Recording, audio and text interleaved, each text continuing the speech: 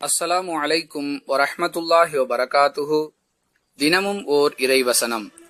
விளிம்பிலிருந்து கொண்டு அல்லாஹுவை வணங்குபவனும் மனிதர்களில் இருக்கிறான்.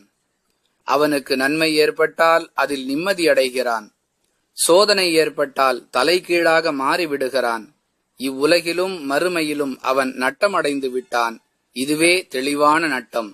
திருக்குர்ஆன் அல்-ஹஜ் 22வது அத்தியாயம் 11வது வசனம்.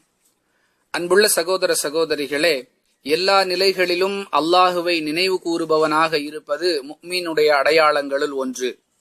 அதற்கு மாறாக அல்லாஹுவை வணங்குகிறோம் என்ற பெயரால் நம்பிக்கையற்ற நிலையில் வணக்க வழிபாடுகளில் ஈடுபடுவது, சிரமம் ஏற்பட்டால் அதற்காக அல்லாஹுவை திட்டி தீர்ப்பது, சந்தோஷமான நிகழ்வு ஏற்பட்டால் ஒன்றுமே புரியாதவனை போன்று நடந்து கொள்வது, இது ஒரு ஆபத்தான நிலை என்பதை விளக்கும் விதமாகவே இவ்வசனத்தில் அல்லாஹ் பேசுகிறான். வாஹிரு தஅவானா அனில் ஹம்துலில்லாஹி ரப்பில் ஆலமீன்.